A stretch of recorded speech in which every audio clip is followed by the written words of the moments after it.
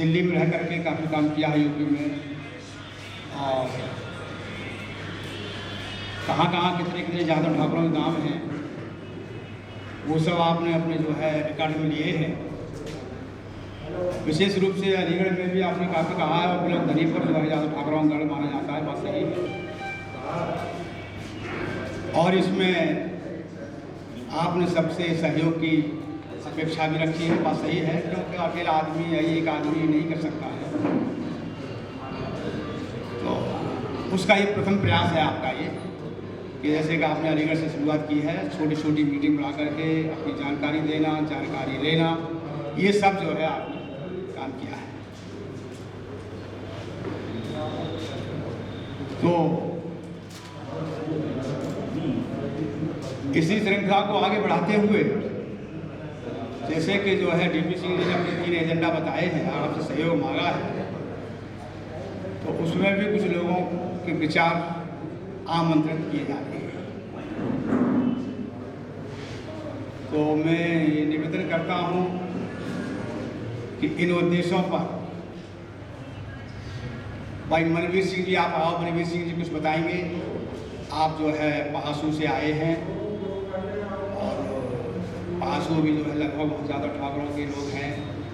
आप विस्तार से कुछ जो एजेंडा बताए हैं डीपी सिंह ने, आप बताएंगे सर। आप लोगों को मेरा चरण स्पर्श, क्योंकि आप महानुभूति हैं, इसलिए महानुभूतियों का चरण स्पर्श करना सबसे बड़ा पुण्य है। क्योंकि सुरगुरु होता है इंसान ठोकरें खाने के बाद, हिना रंग बदलती है पत्थर पर पैर जाने के बाद। मैं आप लोगों को बताऊं कि क्वारसी फार्म हाउस पर मैं अपने देवते को छोड़ने जाता था। एक चौहान साहब थी, मेरी मोटरसाइकिल पर आगे लिखी थी जादौन। वो मुझसे बोले कि आप कौन से ठाकुर है साहब? जब जादौन लिखी है तो जादौनी हूँ। तो बोले वो सबसे पिछड़े 94-95 नंबर के। और मैंने ये तो बेइज्जती कर रहा है। तो मैं सूखे से मुँह से बोला, मैंने साहब इतना तो मैं जानता नहीं हूँ, पर मैं इतना जानता हूँ कि मैं जादू हूँ। मैंने आप कौन से ठाकुर है? तो बड़े गर्व से बोला कि हम चौहान हैं। तो मैंने कौन से बिजनौर वाले चौहान जो चौहान में शादी करते हैं? बोले नहीं वो तो चौहान है। तो मैंने भैया खुर्जे में भी एक दिनेश सिंह चौहान जो सुअर की दुकान खोल रखी है, बोले नहीं वो तो भंगी है। तो मैंने पृथ्वीराज सिंह चौहान होंगे। तो बड़े गर्व से बोला हाँ, जो मैंने अपनी बुआ की छोड़ के लेके भागो का। अब चौहान साहब थोड़े से सुस्त हुए। मैं चौहान साहब पहली बात तो ये बता, तुम्हारी सुंदरता कहाँ गई? चौहान साहब बोले हमारे यहाँ तो एक से एक सुंदर है। मैंने मेरे तो सुंदर ये भी दिखाई नहीं देती। तुमको अगर सुंदरता देखनी है तो मुझसे पूछो कहाँ है। मैं सिविल लाइन में जाके देख लो, एक से एक सुंदर मिलेंगे तुम्हें।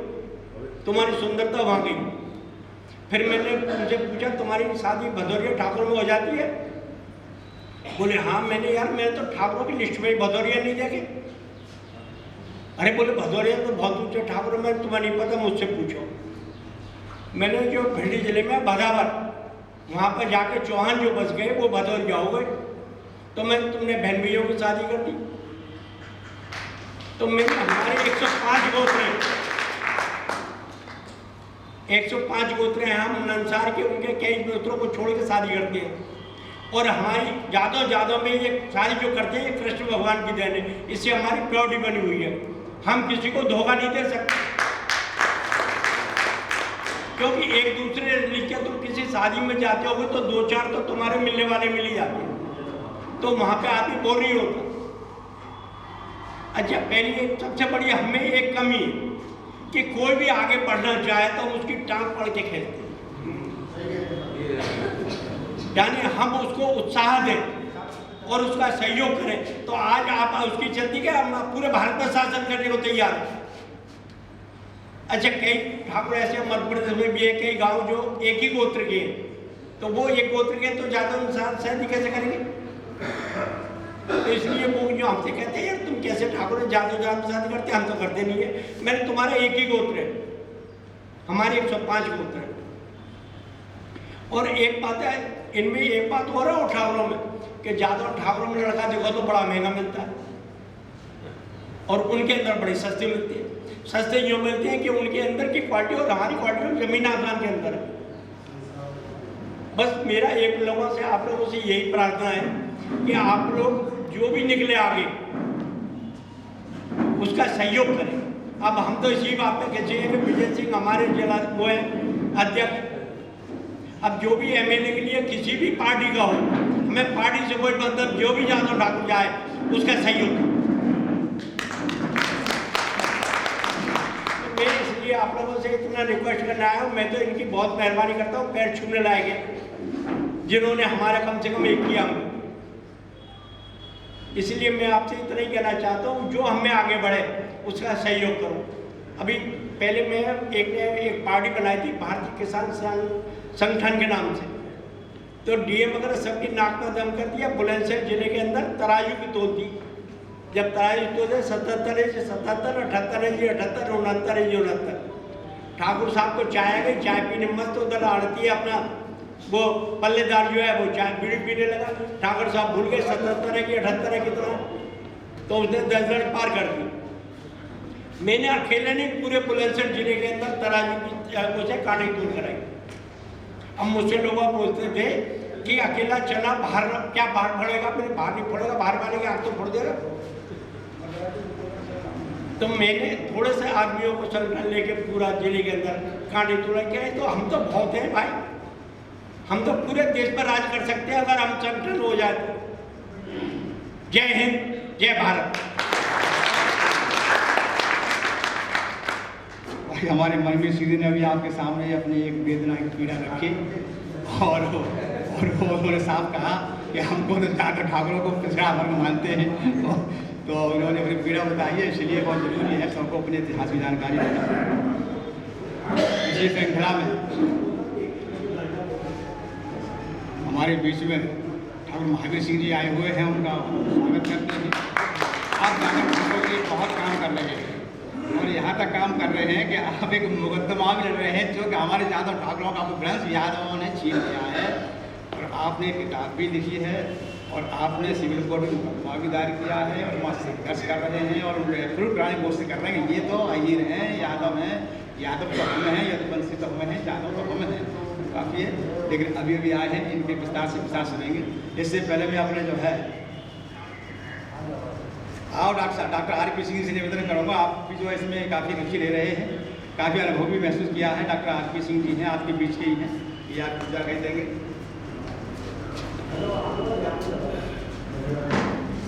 आज इस यदुवंश चिंतन शिविर में बैठक में अध्यक्ष महोदय और अन्य आगंतुक यदुवंश भाइयों, मैं जैसे समझ रहा हूँ आज इस अलीगढ़ जनपद में, अलीगढ़ जिला स्तर पर संभवतया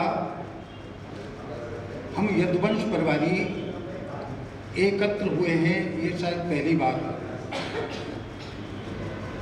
हमें खुशी है कि आज इस हॉल के अंदर काफ़ी कुछ लोग संख्या में आ चुके हैं, आ गए हैं, कुछ आगे आ भी रहे हैं।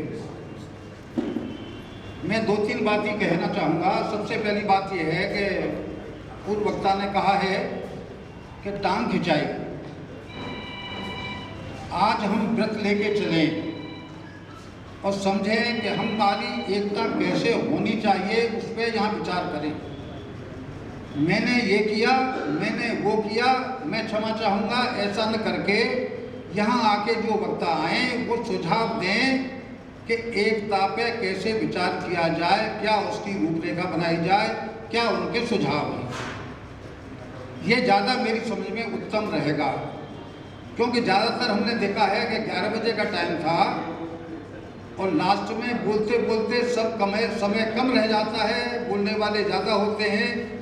तो ये समय की थोड़ी सी बचत करते हुए मेरा आग्रह है आप लोगों से कि हम एकता पे ज़्यादा से ज़्यादा विचार करें। कितने लोग हम ऐसे हैं, हम अपने को स्वयं विचार करें और ये कहना असंभव कुछ नहीं है कि वो नहीं मानता। ये ज़्यादातर ऐसा हो रहा है।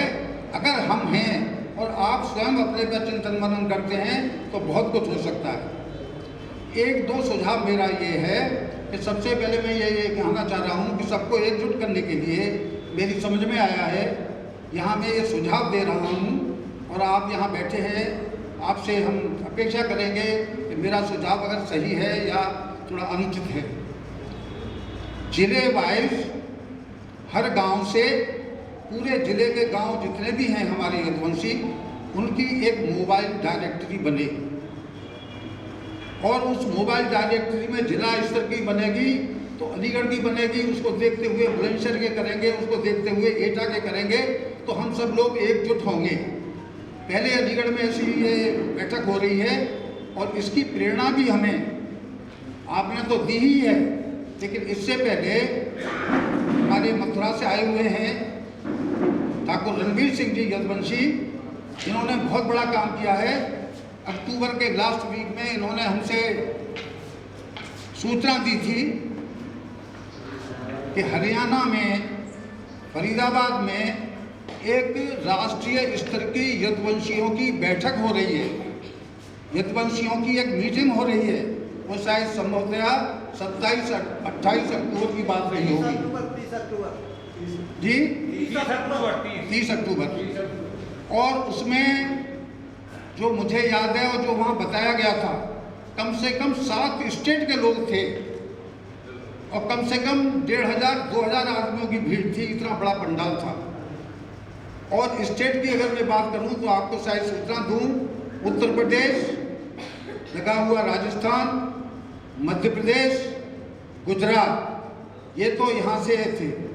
और 3 स्टेट ऐसी थी जो हमें अभी तक बहुत कुछ लोगों को नहीं पता कि हिमाचल प्रदेश में भी जादव ठाकुर हैं, कश्मीर में भी जादव ठाकुर हैं, वहाँ के जो लोग आए थे।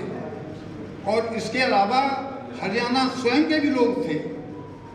तो जब इतने बड़े लेवल पे वो हुआ तो ये छोटे से लेवल पे ये है, मेरा केवल आग्रह ये है कि किसी न किसी तरह से वो युक्ति निकाली जाए कि हम सब एक कैसे हों, उस पर यहाँ विचार रखें। बस इसी के बाद में अपनी वाणी को विराम देता हूँ। धन्यवाद। बहुत अच्छा सुझाव है डॉक्टर साहब का। इस जिले से ही जो है कार्यक्रम को जिले की